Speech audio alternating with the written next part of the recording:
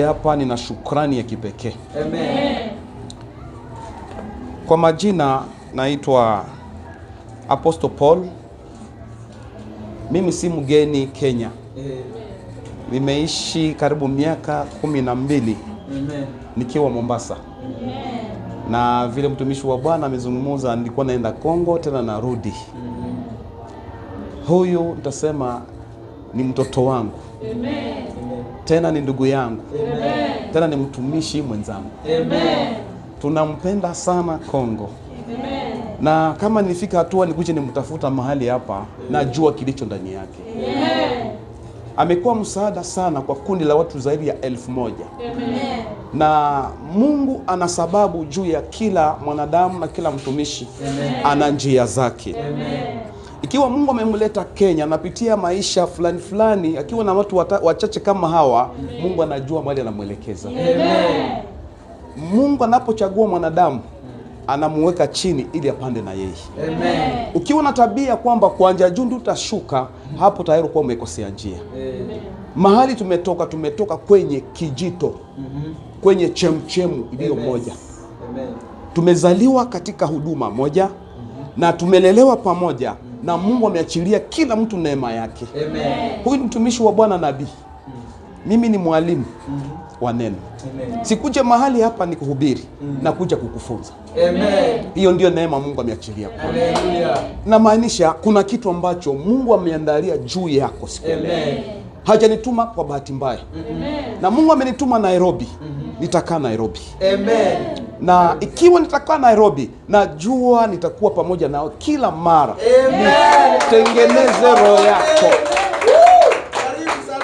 Nimekuja kutengeneza roho yako. Amen. Kuna vitu tumekosea kwenye maisha, ni kwani tumekosa namna ya kuelewa huyu Mungu aliyetutuma katika dunia hii. Amen. Na nimekuja Nairobi ili niweze nikainua ufalme wa Mungu. Haleluya. Amen.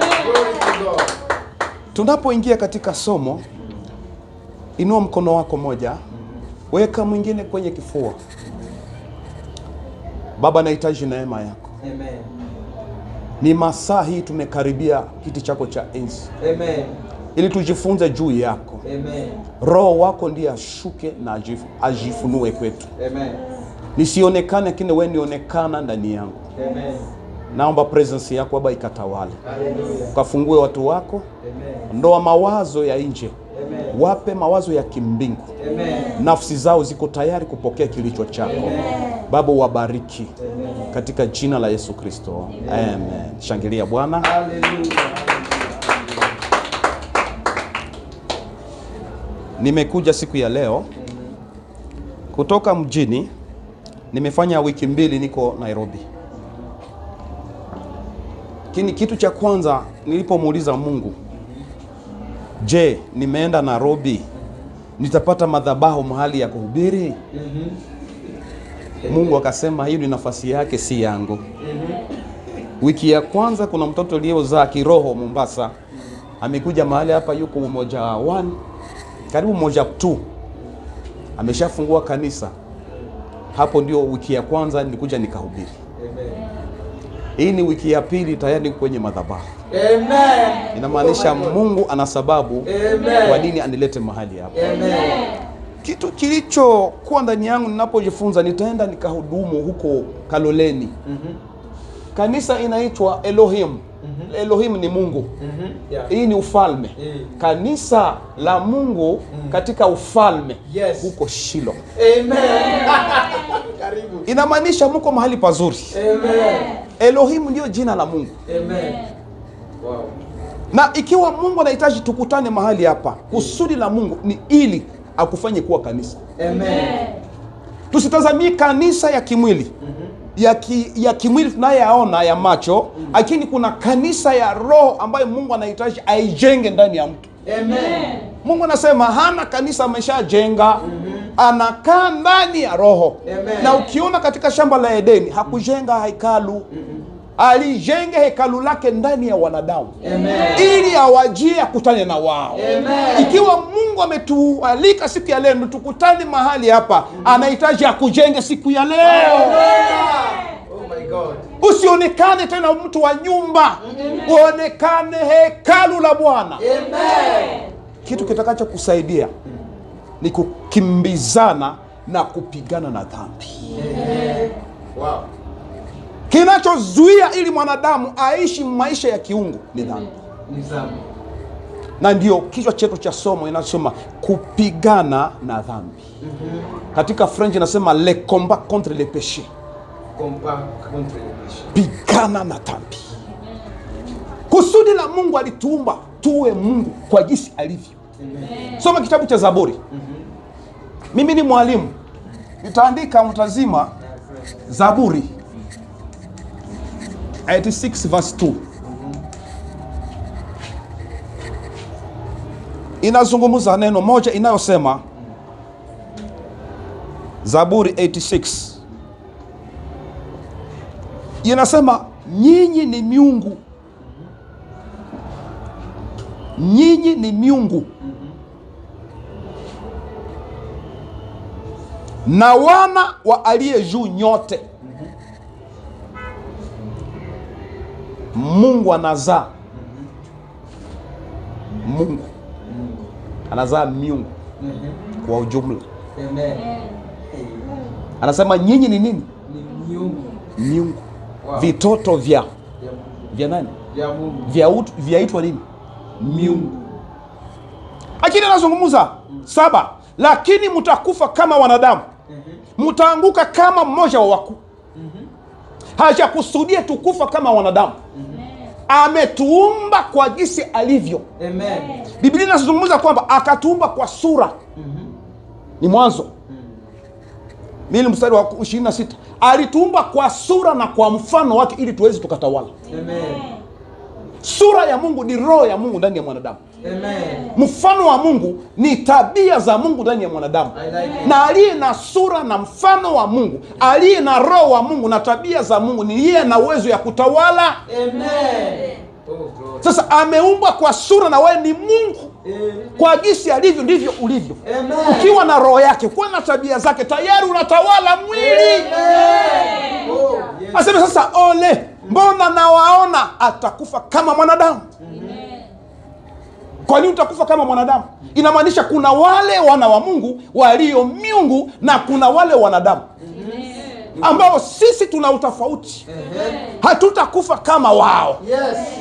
Sisi tutaishi, hakuna kifo kwetu. Amen. Kifo ni cha wale wanadamu, lakini sisi tuna maisha ya uzima wa milele. Pokea umilele katika jina la Yesu. Amen. Oh my God. Kinachotutatiza ni dhambi. Leo wanapokombea watu ambao hawajamjua Mungu, wanakombea na watu wa Mungu. Ndugu yangu, wasikombee na wewe hao. Ni ukweli. Wewe si mwanadamu. Oh my God. Hutakufa kama wao. Oh my God. Una uzima wa milele. Ikiwa leo ni mwili waweza ukapumzika, lakini unaendelea ukiishi katika Kristo. Amen. Pokea neema katika jina la Yesu. Amen. Kinachotutatiza dhambi. Dhambi. Tusipopigana na dhambi tutakufa kama wanadamu. Tusipopigana na dhambi tutaishi kama wanadamu. Tutatembea kama wanadamu, tutalala kama wanadamu, tutakula kama wanadamu, ijapokuwa sisi tungekula kama Mungu kwa jinsi alivyo. Amen. Vyote ameviandalia kwa wana wake. Amen. Si maisha ya kulia, si maisha ya kuteseka, ni maisha ya ushindi katika Kristo. Amen. Kitu kubwa sana, tumezaliwa katika dhambi. Mwanadamu yeyote aliyezaliwa na mwanadamu anaishi ndani yake mna dhambi. Kwani dhambi ilitangulia katika shamba la Edeni. Alafu mwanadamu akazaliwa katika damu ya dhambi. Ukubali, ukatae, umezaliwa katika dhambi. Kitabu cha Zaburi 51 mstari wake wa 5 anasema, tangu lizaliwa baba yangu alichukua mimba hatiani. Nimezaliwa katika dhambi na mama akanichukua mimba hatiani. Wazaliwa tayari una zile chembe chembe ya dhambi. Utalelewa katika hali ya dhambi. Lakini japo kuwa umezaliwa katika hali ya dhambi, lakini before you born Mungu alikuwa anakujua. Amen. Kusoma kitabu cha Yeremia 1 mstari wa 5 nasema, before you born I know you. Nilikujua na nikakutakasa na nikakufanya kuwa nabii wa nini? Wa mataifa. Alikujua kiwango gani? Na hujazaliwa. Inamaanisha maisha yetu hayaanjie kwa baba. Maisha yako hayaishie kwa huyo mama. Maisha yako yaanjia kabla mama azaliwe. Maisha yako yanaanza kabla huyo baba aonekane, muungane pamoja. Mungu anakusudia, anamtoa sasa mahali, anamtengeneza katika ulimwengu ya kiroho, anamtakasa. Atakapoishi katika maisha ya kizaliwa na mwanadamu, aishi maisha utakatifu. Tena namfanya kuwa nabii wa mataifa. Nabii wa mataifa sikusema unajua kutabiri. Una uwezo ya kuzungumza juu ya maisha yako na kila kitu kitatendeka. Una mamlaka katika ulimwengu ya kiroho ya kuumba tena vitu vilivyokataa vinakubali. Mlango ulipofungwa unaufungua katika jina la Yesu. Hata ni mlima ulisimama unafunguka ili upenye kwenye destiny. Oh my God. Oh glory. Tujazaliwa bahati mbaya. Kinachotuzuia ni dhambi. Hata tumezaliwa katika chembe chembe za dhambi, lakini kuna neema. Amen. Leo hiyo neema naachilia kwa katika jina la Yesu. Amen. I receive it in the name of Jesus. Dhambi ni ukuta. Dhambi ni mlima. Huwezi kujiondoa kwenye dhambi. Mwenye dhambi huyo ni shetani. Ana nguvu na ana mamlaka. Lakini sisi tukiingia katika Kristo, na sisi anatupea zaidi ya mamlaka ya shetani. Amen. Soma kitabu cha Waebrania 12. Waebrania 12 mstari wake wa kwanza. Ukiwa umepata unatusomea haraka ili tuende haraka. Waebrania 12 mstari wake ni wa kwanza, na tutaruka mstari wa 4. Inasema, basi na sisi pia, kwa kuwa tunazungukwa na wingu kubwa la mashahidi namna hii, na tuweke kando kila mzigo mzito na dhambi ile ituzingayo kwa upesi, na tupige mbio kwa saburi katika yale mashindano yaliyowekwa mbele yetu. Tunazungukwa na wingu kubwa la mashahidi. Mashahidi wa kina nani? Ni mapepo. Tuna watu namuona ni mtu lakini kumbe ni pepo. Kinacho behave ndani yake ni pepo. Hakuna siku utaona pepo, hakuna siku utaona shetani. Lakini utaona shetani ndani ya mtu, yale naye atenda.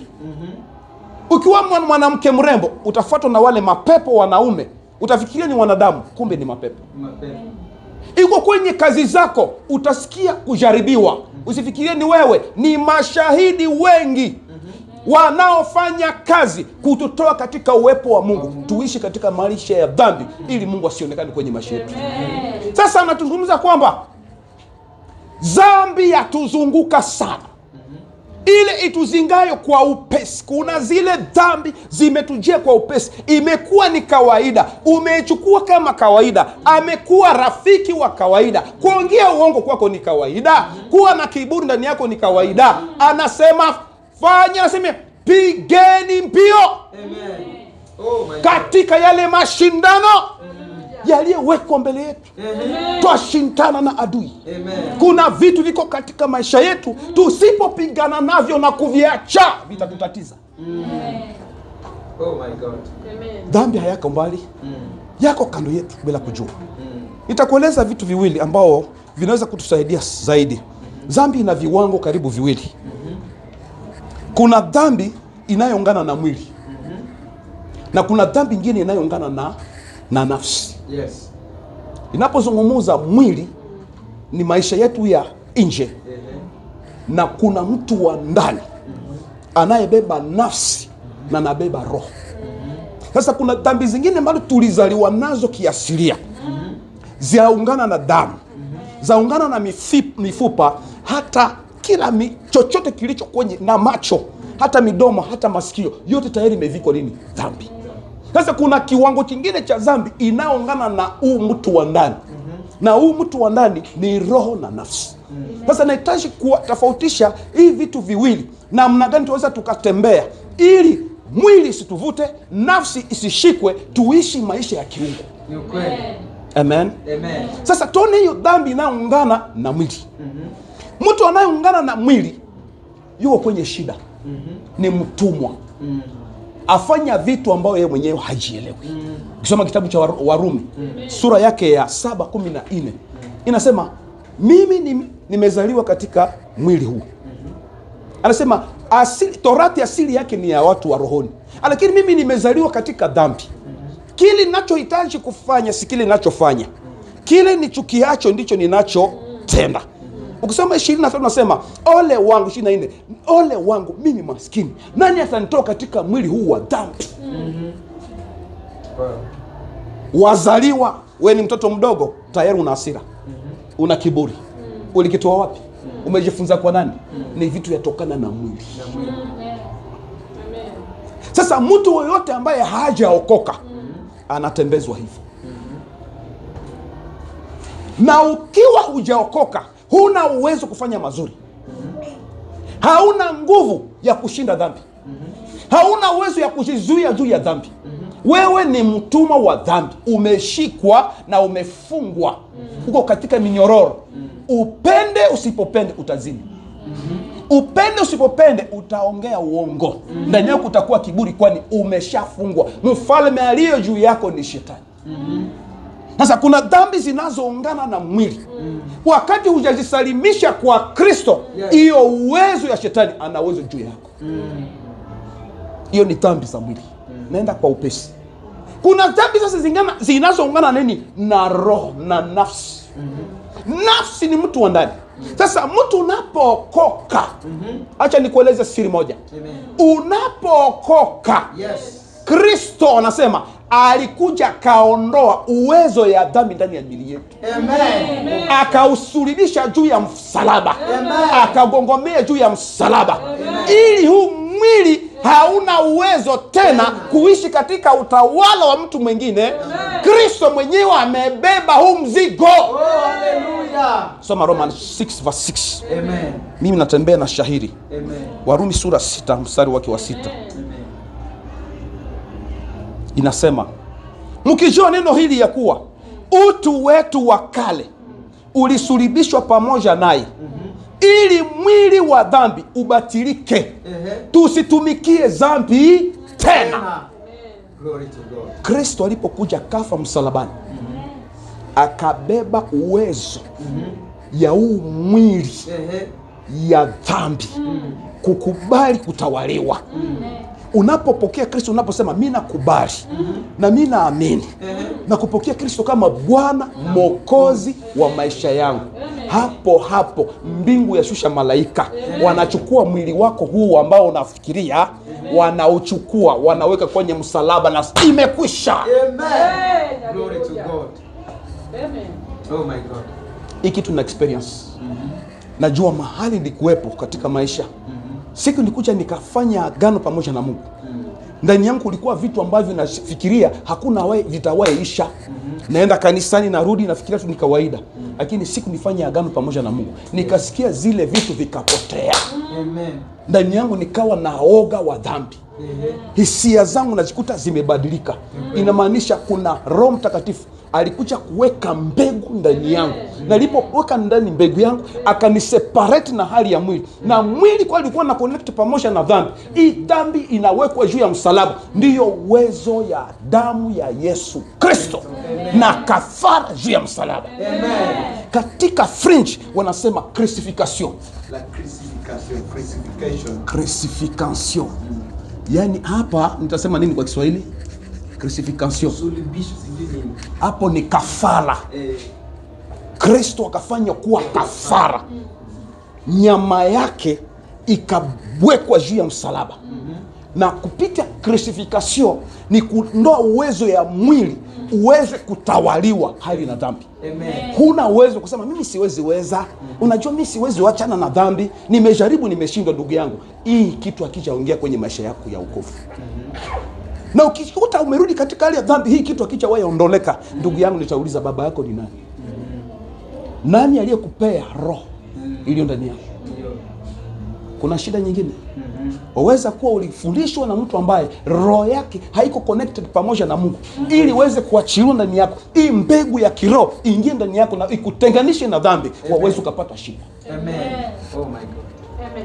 Nitarudi katika Biblia, nazungumza juu ya Agano la Kale na Agano la Jipya. Agano la Kale ilikuwa ni kivuli ya mambo yajayo. Wanasema mwili ni Kristo.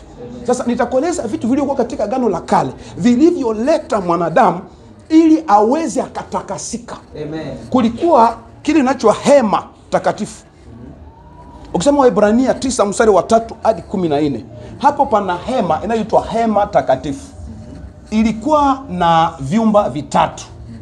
Inaitwa hema takatifu. Katika hii hema takatifu kulikuwa chumba vitatu.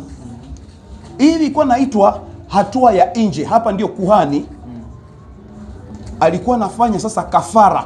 Akijenga mahali hapa wanaweka sasa, wanaweka kafara, alafu wanachinjia mahali hapa sasa, wanachinja hiyo nyama. Ikiwekwa mahali hapa unakuja na dhambi zako. Unapokuwa na kondoo, si umefanya dhambi, unakuja na kondoo. Unafika mahali kuna mtumishi wa Bwana, anamwambia nimetenda dhambi.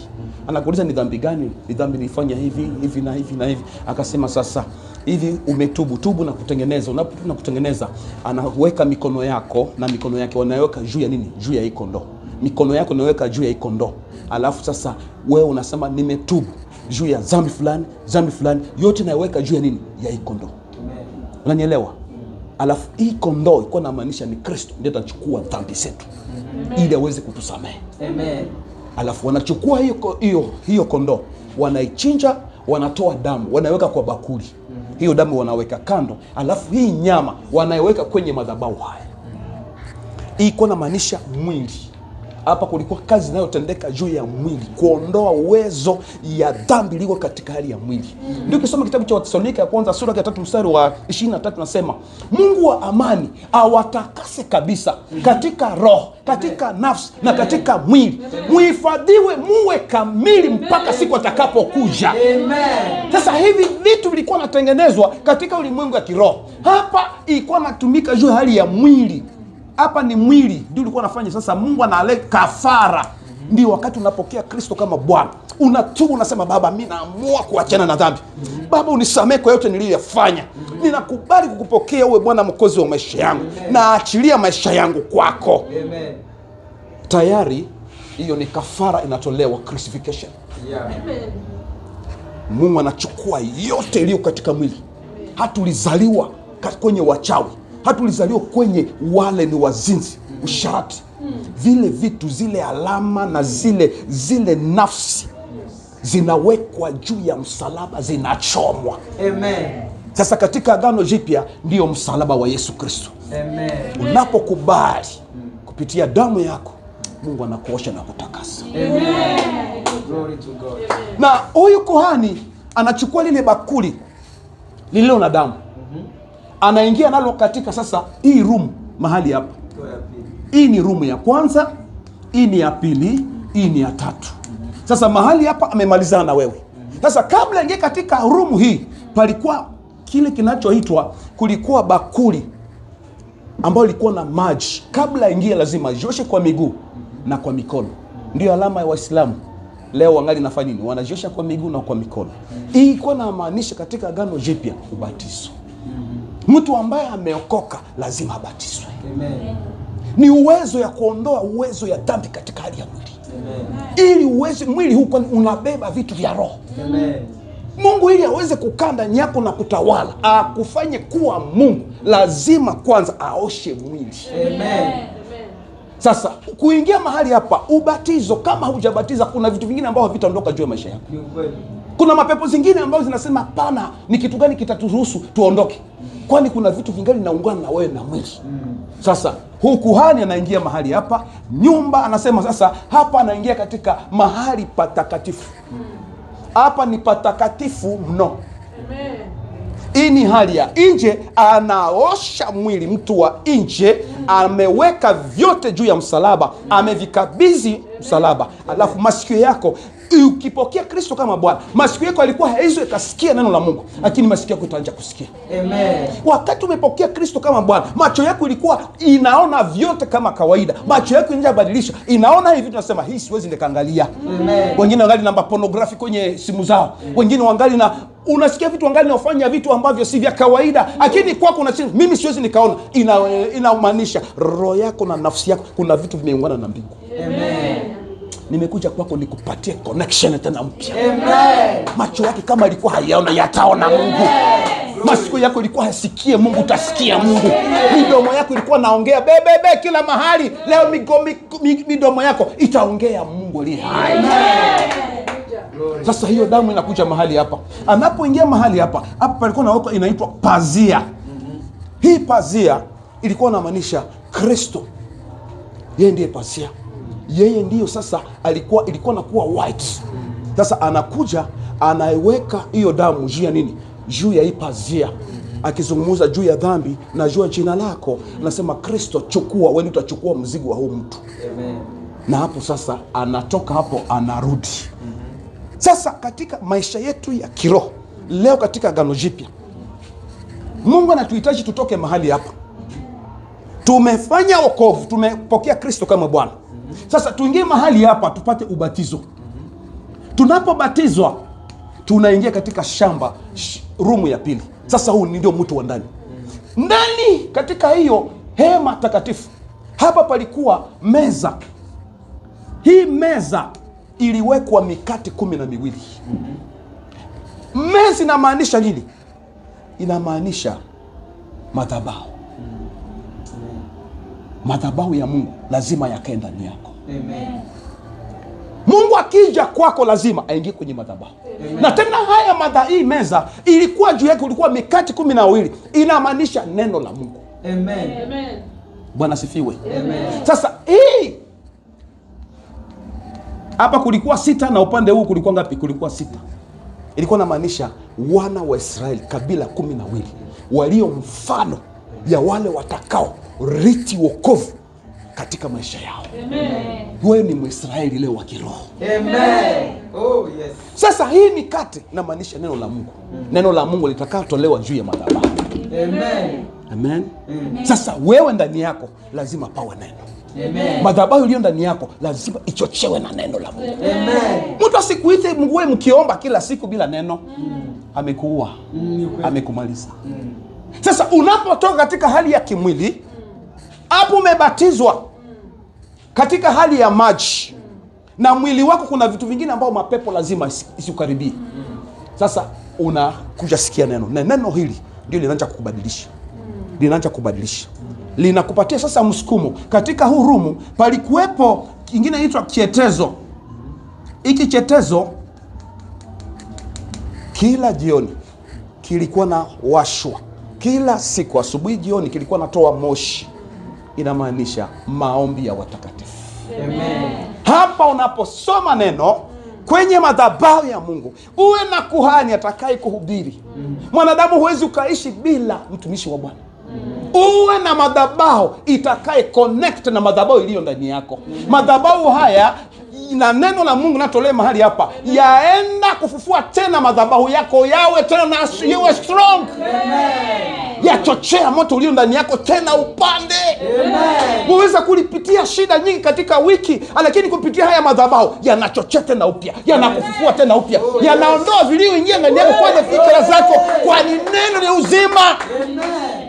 Glory. Amen. Kisha inakusukuma kwenye maombi. Amen. Chetezo.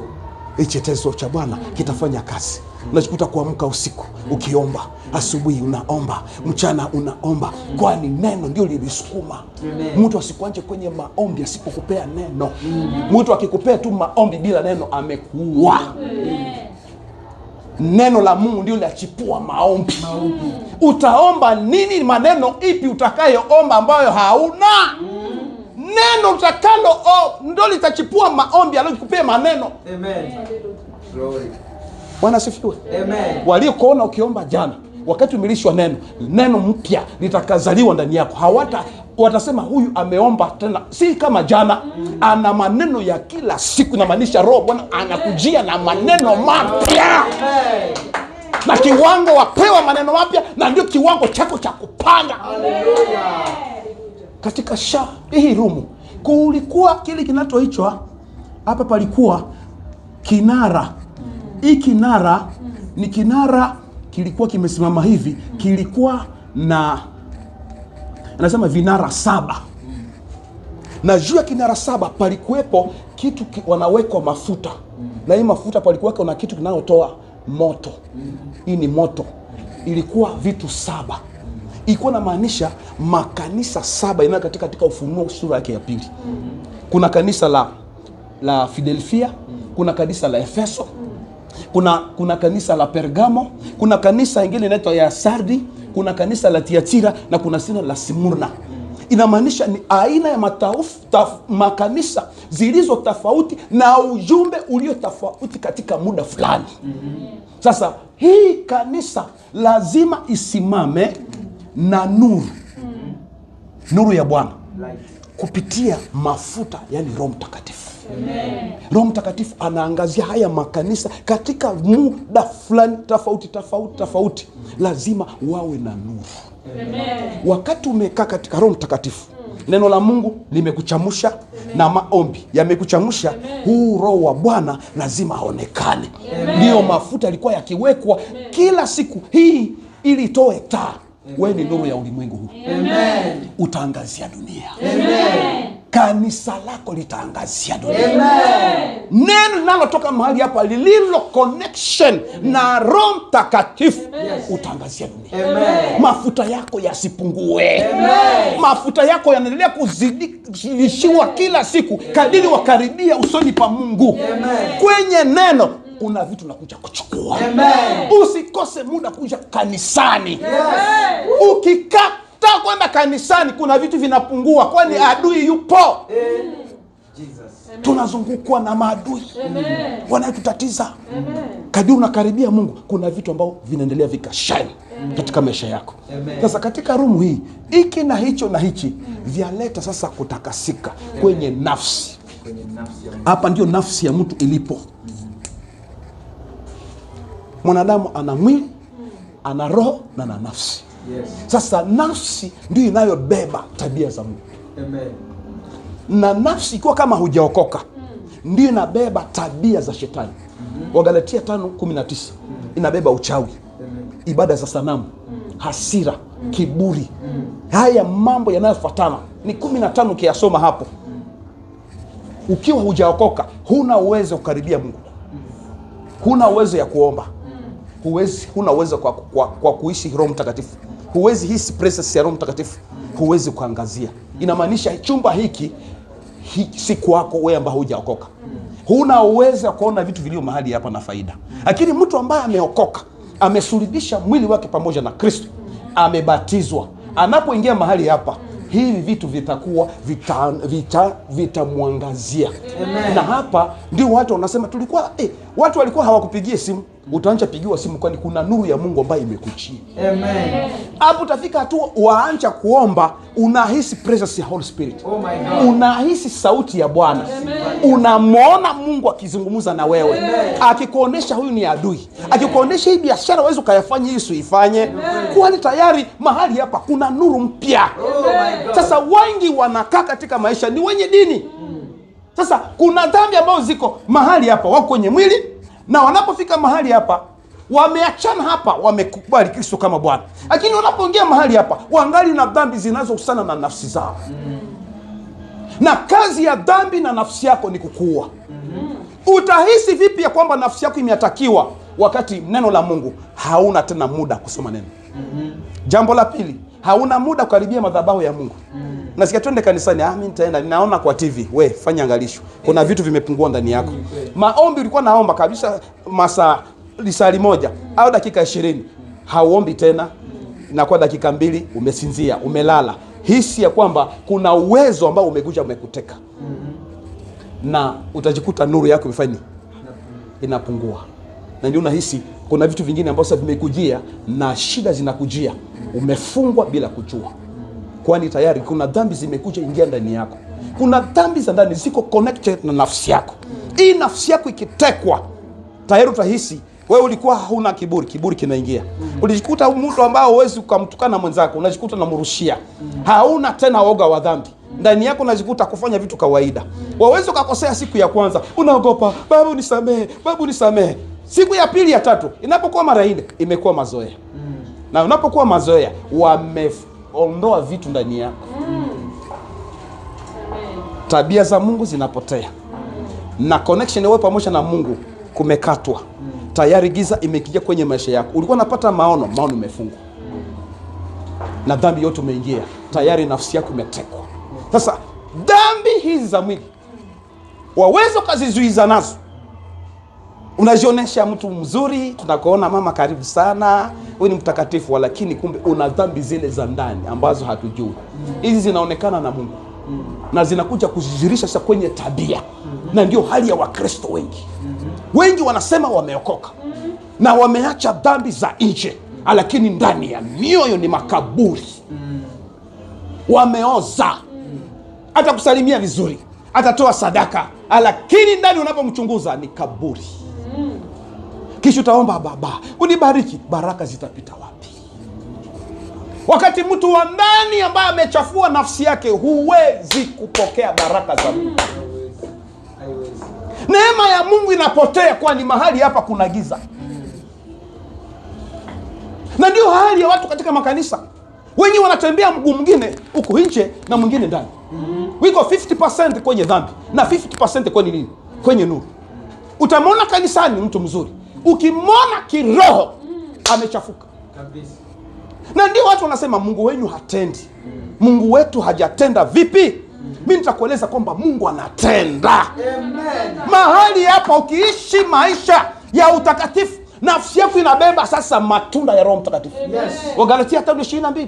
Furaha, upendo utazuka ndani yako. Hata ulikuwa upendi watu, lakini kulingana vile nuru ya Bwana imekuangazia mahali hapa. Walishwa neno la Mungu, waomba. Amen. Na Roho Mtakatifu afanye kazi. Amen. Upendo utakuwa nao. Amen. Amani itatawala. Amen. Furaha itakaa ndani yako. Utu wema, fadhili, uaminifu, vyote vitakaa. Na vikikaa ndani yako, Mungu anajidhihirisha. Amen. Oh glory. Ni kitu cha Mungu. Hacha sasa unahisi presence ya Mungu. Watu wakiimba, unahisi hata vitu kwenye mwili wako. Yes. Unahisi katika roho yako. Maono yanakuja, sauti unayasikia. Kuna vitu ambavyo vimefungua anga. Hapa anga yako, mbingu inakuwa wazi juu yako. Amen. Wow. Nafsi yako inabeba. Na kupitia hapa Mungu anachipua hata vipawa. Wow. Vipawa vya Roho Mtakatifu vinafanya kazi. Amen. Wengine ni manabii, watatabiri. Amen. Wengine watakuwa wainjilisti. Amen. Wengine watasikia sauti ya Bwana. Kwani Mungu amekaa ndani yao. Ametengeneza nafsi yao. Amen. Nafsi yao imefunguka. Yes. Oh. Tusikubali shetani ingie kwenye maisha yetu. Amen. Ukisoma kitabu cha Zaburi 112 mstari wake wa 4 na 5 inasema, kamba za mauti ziliniteka, zilinifunga. Nikaona shida na tabu ya kuzimu. Nikaliita jina la Bwana, nikasema, Bwana njoo, okoa nafsi yangu. Amen. Hapa nafsi yako ikitekwa, utaona tabu. Amen. Na huzuni. Za wapi? Za kuzimu. Ulimwengu ya giza inaweza kukuteka, imekufunga. Ni kamba imekuteka. Huruhusiwi kwenda hata supermarket. Huruhusiwi kupanda hata ndege. Huruhusiwi kwenda gari nzuri. Watembea tu ile vigari vya chini, kwani nafsi yako imeshatekwa. Na kuja na ujumbe juu yako. Leo Baba kufungue katika jina la Yesu. Toka katika shida na huzuni za kuzimu. Shetani hata alikuteka kiasi gani, na hitaji ufunguliwe katika jina la Yesu. Oh my God. Kama hali hapa kuna neema sasa ya ufungulivu ya chumba cha 3 ambacho mahali patakatifu patakatifu. Amen. Hapa sasa ni Roho wa Mungu ndiye anafanya kazi. Yes. Anajiconnect na roho yako. Mahali hapa palikuwa nawekwa sanduku la agano. Hii sanduku la agano mulikuwa vitu vitatu. Mulikuwa kopo. Na hii kopo ilikuwa ni ya dhahabu. Na ndani ya kopo palikuwa mana. Hiyo mana waliokula katika jangwa. Na mana inamaanisha neno la Mungu. Sasa mtu anayekaa mahali hapa atembea na neno.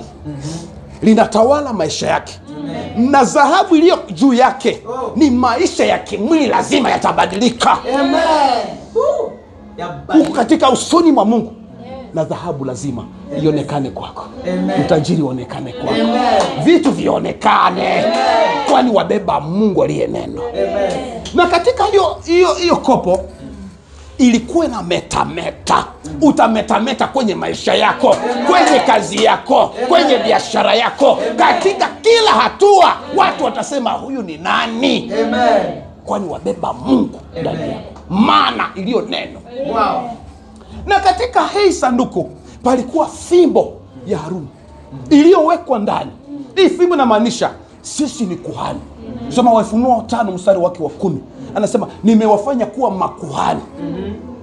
Makuhani. Amen. Makuhani. Na watamiliki nchi. Amen. Wewe ni kuhani. Amen. Kila mahali utakapofika sema presence yako ikifika mahali wanahisi kuna mtu ameingia. Amen. Hata haujaongea wanasema kuna kitu kimeingia. Amen. Ukiingia katika hali ya nyumba ilikuwa na magonjwa yanatoweka. Amen.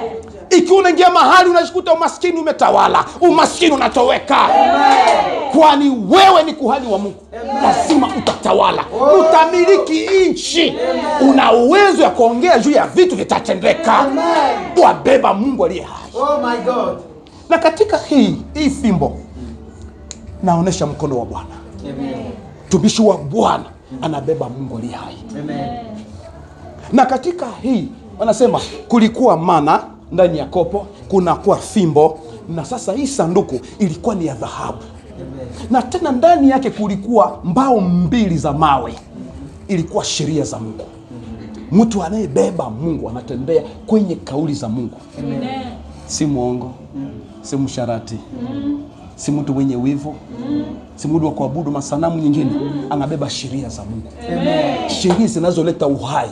Amen. Uzima ulio ndani ya Kristo. Amen. Unabeba sheria za Mungu. Amen. Ambao sasa ndio umbrella inayokukinga. Amen. Ni bendera ya ushindi. Amen. Ya kwamba unajivunia Mungu wako. Hizi sheria 2 za mawe. Amen. Utampenda Mungu kwa moyo wako wote. Amen. Utapenda jirani yako kwa jinsi unavyojipenda. Amen. Huwezi kuwa na wivu kwa mwenzako. Amen. Kwani wewe na yeye mmekuwa kitu kimoja. Amen. Na Mungu anatawala. Amen. Na katika hii sanduku la agano sasa ilikuwa inazungukwa na gold. Dhahabu. Na maanisha Mungu ndiye dhahabu. Sasa mfuniko uliokuwa juu ya hii sanduku walikosa ni mfuniko wa rehema, na ulikuwa na dhahabu. Hapo ndio Mungu anakaa. Amen. Sasa watembea na Mungu. Na wewe ni Mungu. Amen. Na juu ya hii mfuniko inasema ni kiti cha rehema. Yes. Kiti cha rehema. Amen. Ni mahali kuna kweli na kuna haki ya Mungu. Amen. Mungu anakaa. Amen. Na juu ya mfuniko palikuwa malaika 2 walikuwa wanasimama upande huu wakifunika uwepo ya Mungu. Amen. Inamaanisha Mungu anaachilia malaika juu wako. Amen. Watakao tembea na wewe. Amen. Hapa ni utukufu. Hapa ni glorification. Amen. Hii hatua ya pili katika niliandika nasema ni purification. Purification. Sio katika English. Ni utakaso. Hii chumba ya pili. Hii ya kwanza ni purification. Ni kafara unajitolea kwenye Mungu. Ya pili unapoingia mahali hapa kunaanza mambo ya utakatifu. Sasa wewe wakati uko mahali hapa unapokubali Kristo kama Bwana, hapo unapewa utakatifu. Amen. Hata kuna vitu vingine ambao hujawezana navyo, wewe ni mtakatifu. Amen. Sasa unaingia katika kuna utakatifu unaingia katika hatua una utakatifu ukamilifu. Hivi vyote ni katika chumba cha pili. Ya tatu unafika katika utimilifu. Huyo aliye mahali hapa anatembea katika utakatifu, katika ukamilifu, na mwisho anaingia katika utimilifu. Na mwisho inaitwa glorification.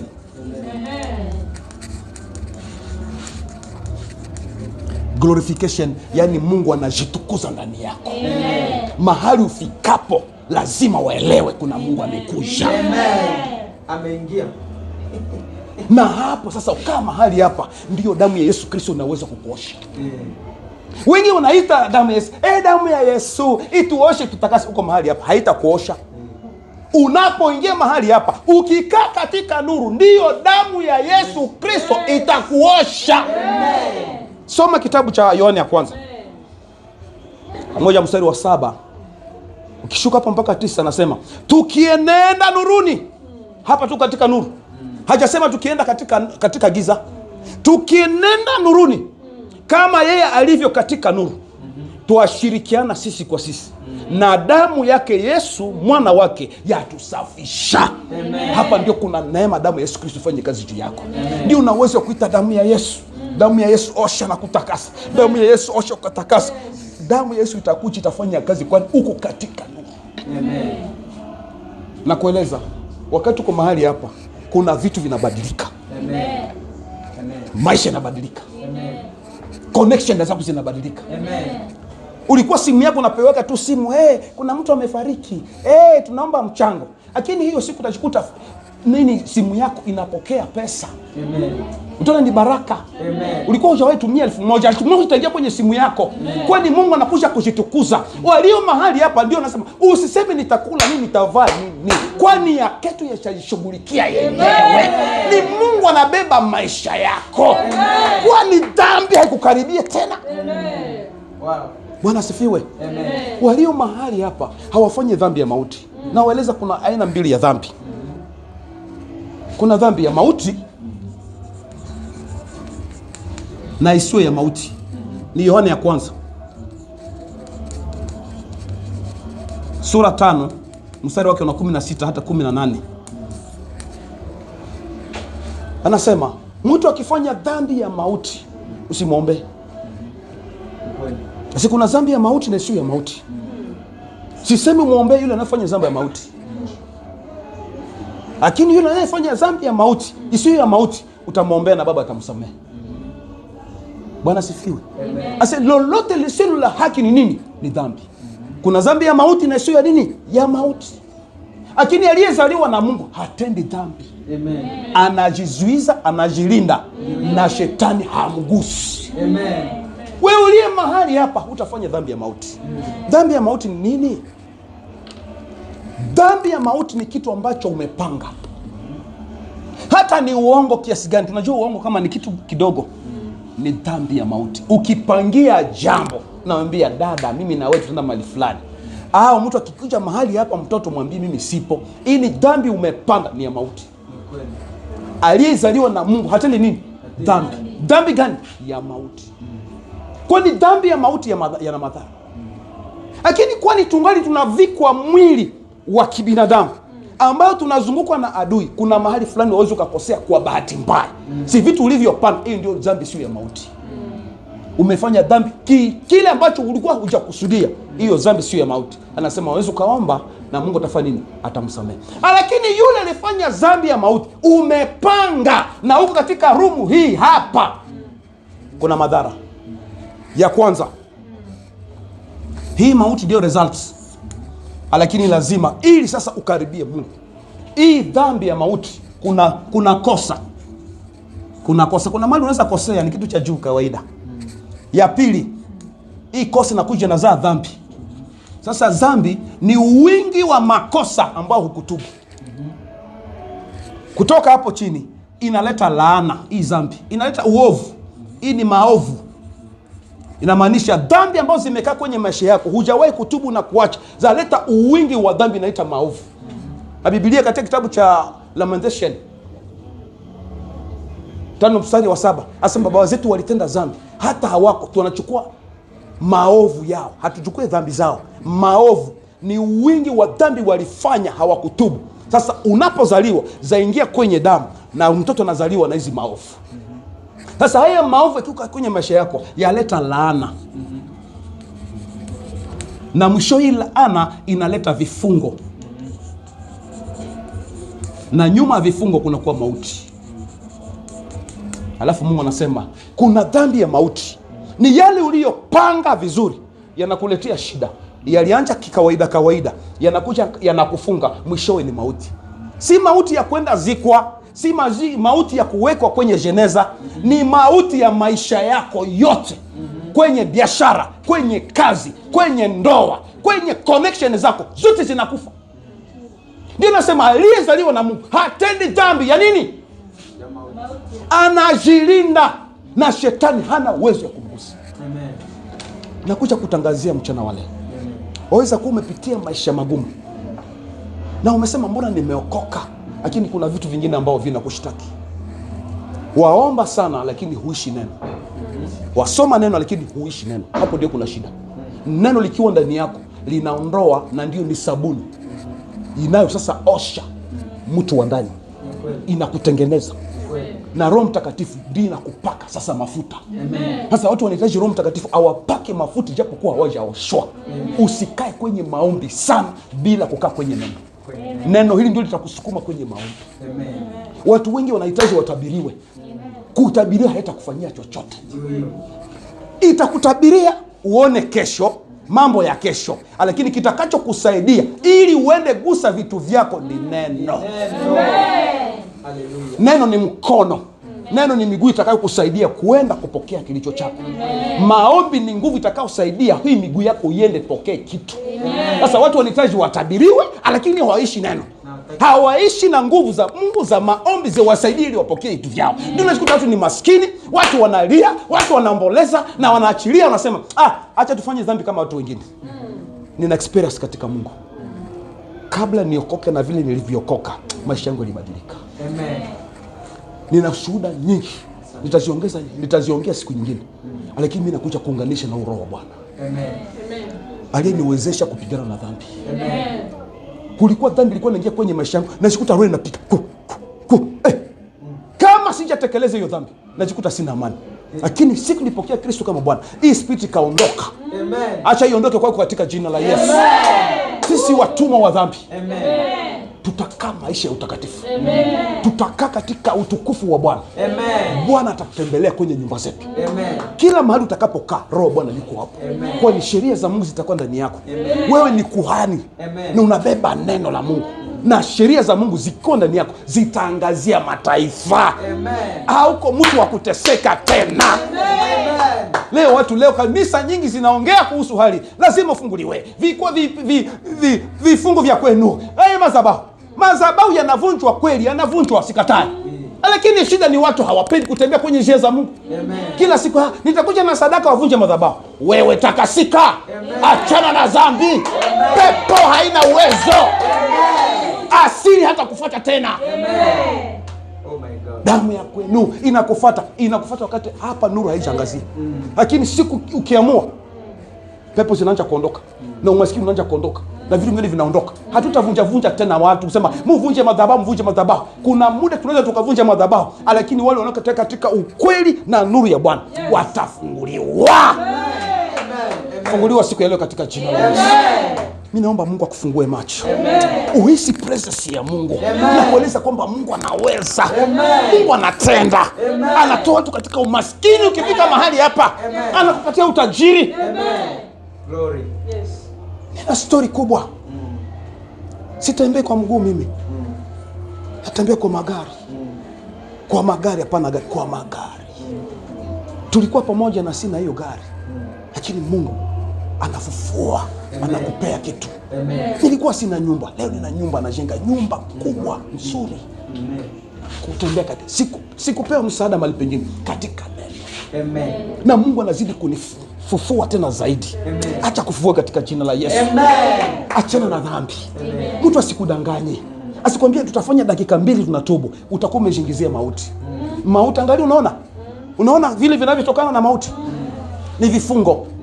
Kitu cha kwanza, ukiwa umetenda dhambi, lazima kukuja mahali nilipo. Anasema usimwombee. Kitu cha kwanza, juta.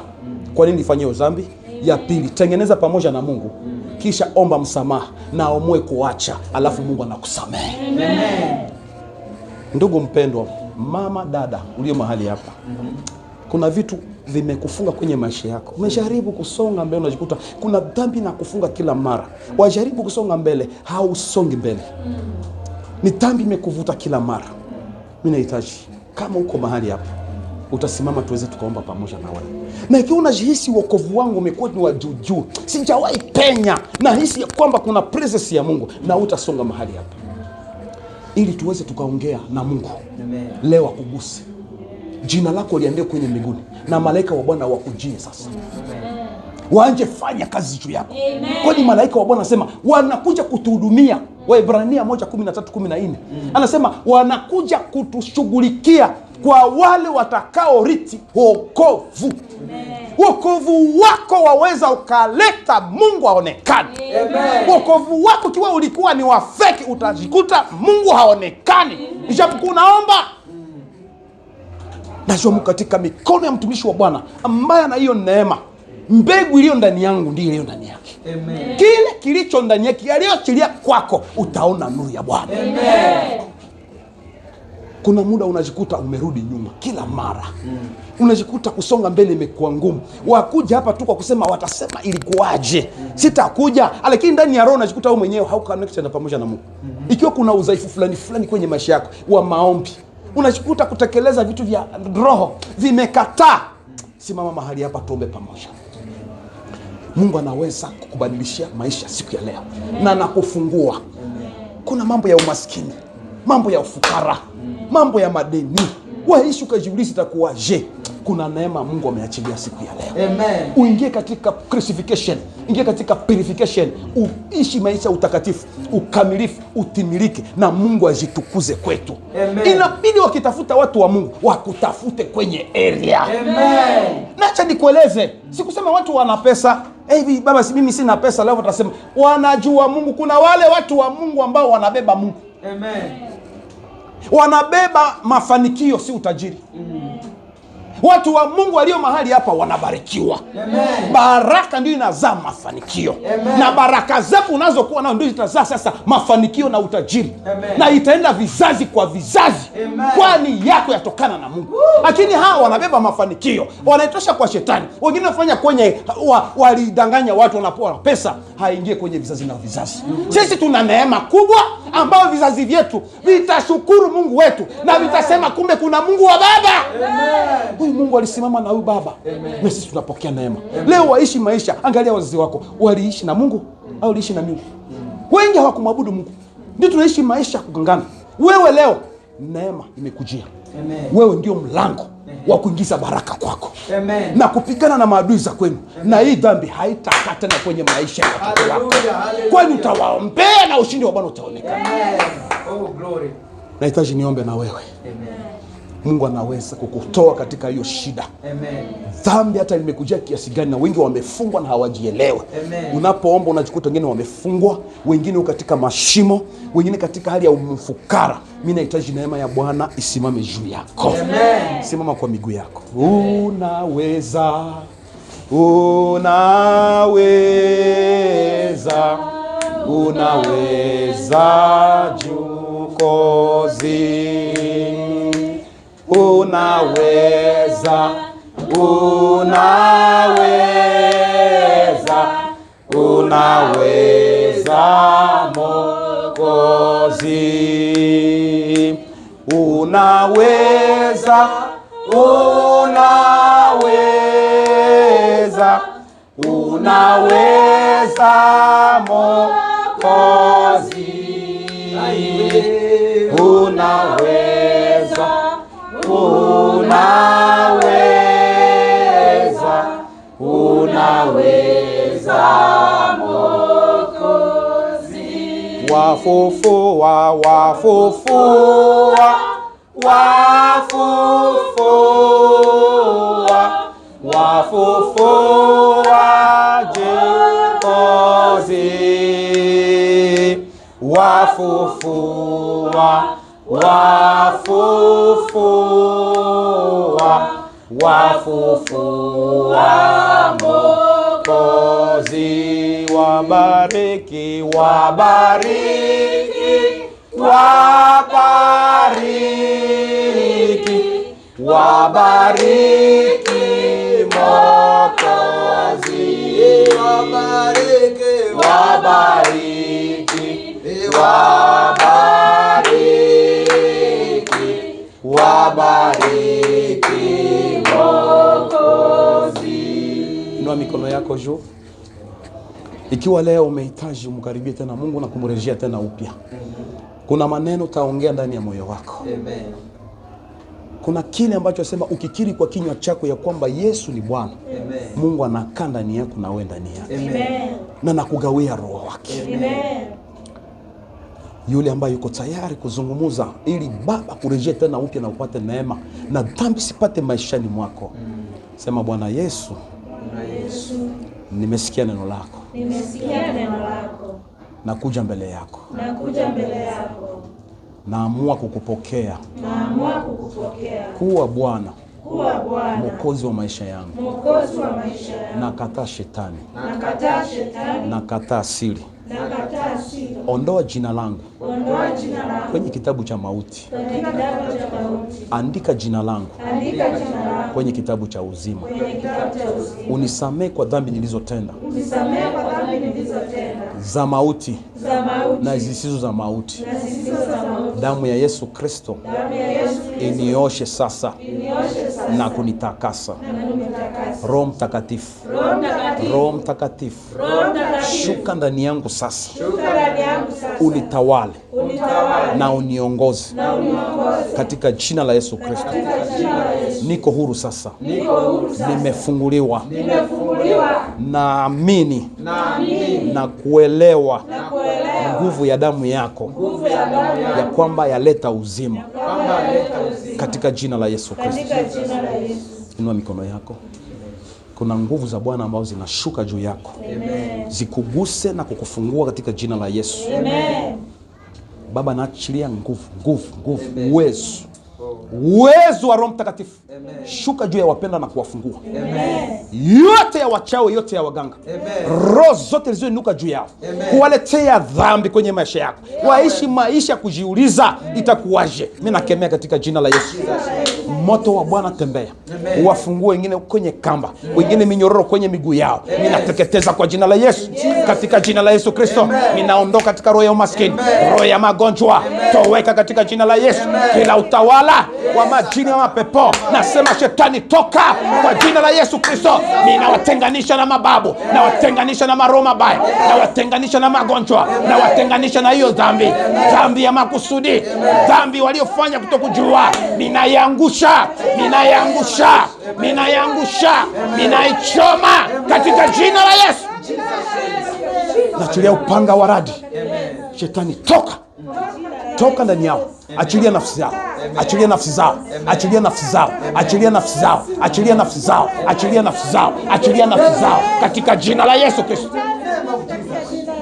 Magonjwa yatoweke. Magonjwa yatoweke. Magonjwa yatoweke. Yatoweke. Kila pepo, kila mizigo iliyosimama juu yake, toka haraka. Achia. Achia. Achia. Achia. Achia. Toka haraka. Achilia maisha yake. Achilia maisha yake. Achilia maisha yake. Achilia maisha yake. Achilia maisha yake. Katika jina la Yesu.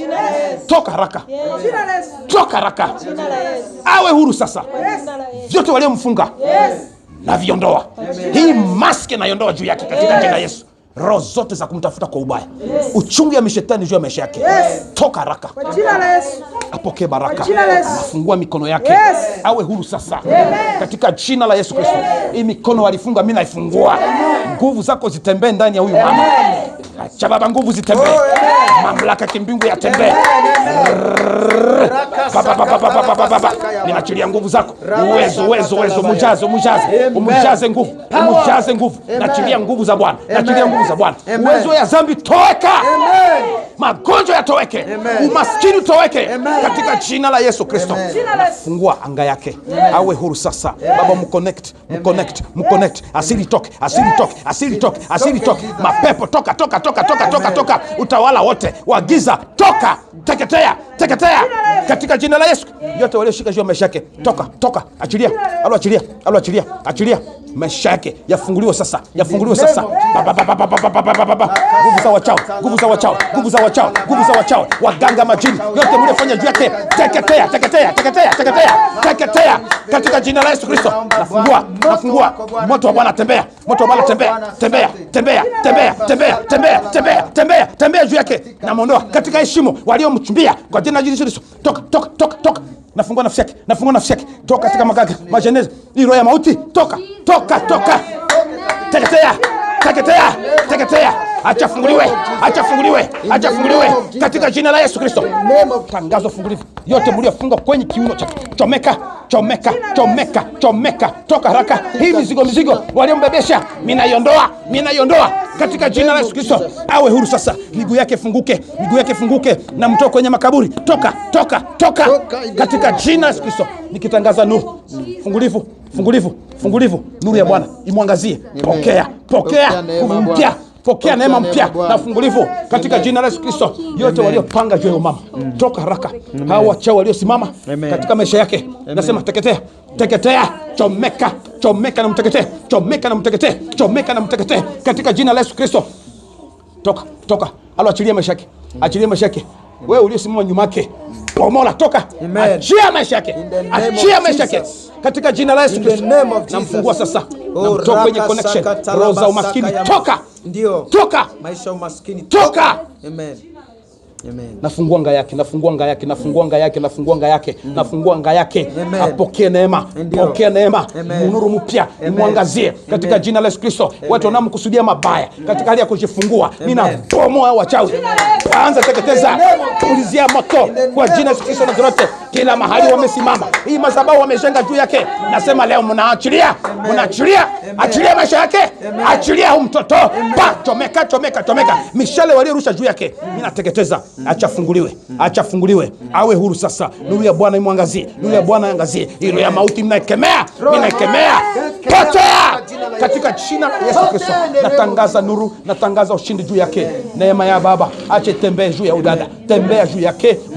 Fungulie mbingu mpya, fungulie maisha mapya kwa jina la Yesu Kristo. Yote iliyosimama, yote iliyokwama kwenye maisha yake, na pomola ikitambaa nyeusi juu ya maisha yake, toweka katika jina la Yesu Kristo. Nafungua anga yake. Baba, fungua maisha yake. Mtendee mambo makubwa.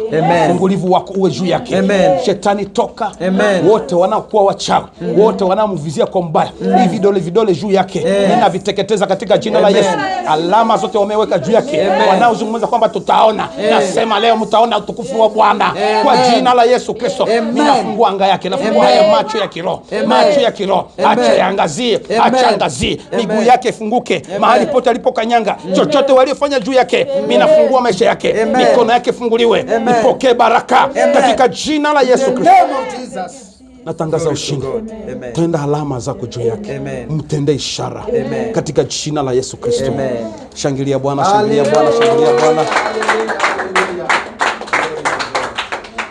Kuna mtu una maono, ulipata ndoto za kutisha. Kama uko mahali hapa, njoo. Ndoto za kutisha. Kuna ndoto umekuwa nazo leo. Njoo. Nasikia lazima uombewe. Mtumishi wa Bwana, njoo tunamwombea pamoja. Mama, njoo. Njoo. Hapa. Shika kiuno chake. Njoo mahali hapa. Fanya hivi. Wewe shika kiuno cha mama. Uko hivyo. Mtumishi wa Bwana, shika mikono yake. Hapo hivi. Tunamwombea. Amen. Baba wetu, Mungu wetu mtakatifu, Mungu aliye mbinguni, katika jina la Yesu Kristo tunatangaza ufungulivu. Amen.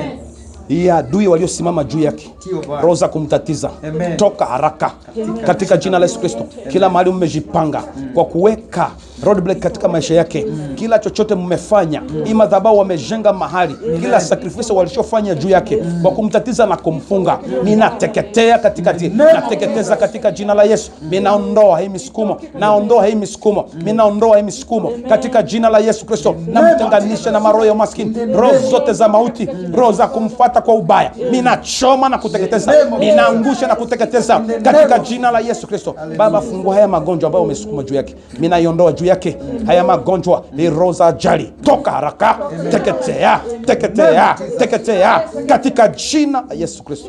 Ninatangaza ushindi wa Bwana. Nuru ya Bwana imwangazie kila mahali pote atakapofika. Naomba Mungu neema yako uwe juu yake, malaika wa Bwana acha watembee pamoja na yeye, katika jina la Yesu Kristo tunaomba na kuamini. Amen. Haleluya. Tuchape Yesu.